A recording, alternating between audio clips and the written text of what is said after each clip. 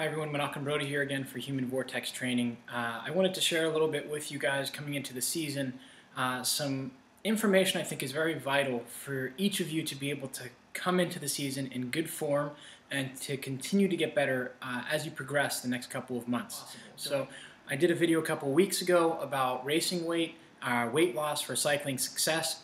Today we're going to talk a little bit more about racing weight, what exactly it is, how you can figure out how you can get there. There's a lot of poor information out there about how to lose weight and what's good weight and what's bad weight, and I want to dispel some of those myths today, as well as give you guys a little bit of information I think that every cyclist should have.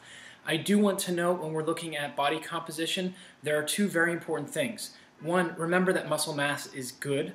Two, that a registered and licensed dietitian is the best to consult on these things. So these are things that I've picked up through my studies as an exercise physiologist, as a coach for the last 14 years. So a lot of different information I've had to go through and garnish what the good stuff is and what the garbage is.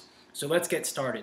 Racing weight in the short term is the weight at which you are at an optimal body fat in order to perform. So we're looking at a low body fat percentage with high fitness, which is going to allow you to be at your best for your competition level, your gender, your age, and the length of the race. And all of these things have to come into play.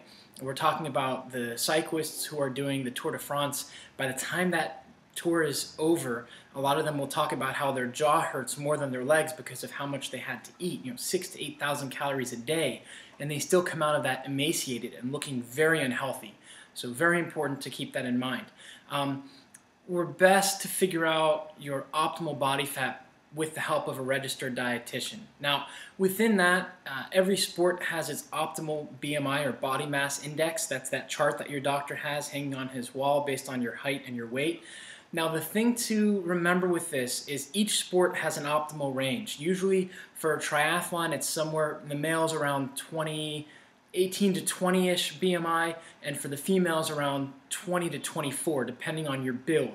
Now that second part is very, very important to remember. It depends on your build. Some of you are more muscular are going to be at the upper end of that, and some of you who are more ectomorphs or skinny as a twig are going to be at that lower end. And cyclists and triathletes come in all sizes, shapes, and colors, and you can't forget that.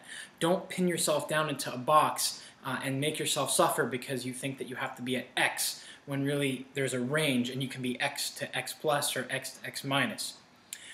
Now, we're getting into March. We're about a third into March right now. A lot of people are talking about, oh, I need to get down to my racing weight or my peak weight for the season.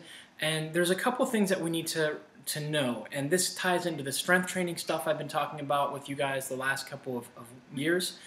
So it's really, really important that you guys know that you're not putting on weight in the weight room doing strength training unless you're training like a bodybuilder.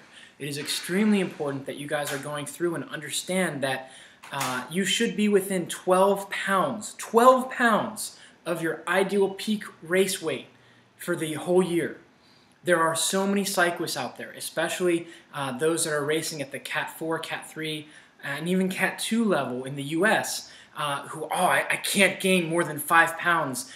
And they look at the strength training they're doing and they see that they've put on 7 pounds and now it's the strength training's fault. And that's not the case. It's not just me who's saying this. I would consider Jesse Kropelnicki from QT2 Systems one of the top, if not the top, triathlete coach in the US, if not the world, and he talks about this as well in some of his presentations, that he wants his athletes within 12 pounds of their peak race weight year-round. I know most cyclists are within 7. You have to give yourself some leeway because keeping that body fat and keeping your weight a little bit higher is good for your hormones, it's good for your immune system, it really helps your body regulate and balance out and recover. And that's what all of these professional teams now are, the cycling level, are investing in, is recovery. And that's one of the things with the race weight we need to remember, within 12 pounds, and we want to lose that weight slowly. So ideally, the fat loss should not exceed or be faster than 1 to 1.5 pounds per week, so about 1/2 kilo to 3/4 kilo per week. Because if you lose too much too fast, you can actually cause loss of quality of your training where you're not recovering well in between. It can cause you to lose muscle mass, and that's what frequently happens, and why in my time as an exercise physiologist in the bariatric, we looked at high protein diets because we wanted to support the muscle mass. Muscle mass is going to give you 70% boost in calories that you're going to burn versus the fat mass, as well as we want that muscle mass to move you faster on the bike. So we want to make it so that you're losing that weight slowly, again, 1/2 kilo to 3/4 of a kilo a week, starting 7 to 8 months, 6 months. Okay, so right now, because if we lose that weight too fast, or we're at that peak race weight too early, it's going to be extremely stressful on your body. Your hormones are going to be out of whack, and you're going to depress your immune system because it doesn't have the things it needs to work properly. And again, year-round, you want to be within, let's say, 8 to 12 pounds at least one time during the year where you're at least 8 pounds. And again, most cyclists are 7 or under. So we want to know that putting on weight after our peak race is okay, healthy, and good, as long as we're doing it the right way. Again, it allows you to have proper hormone balance, it protects your immune system, and it really allows the body to repair all that damage that we did.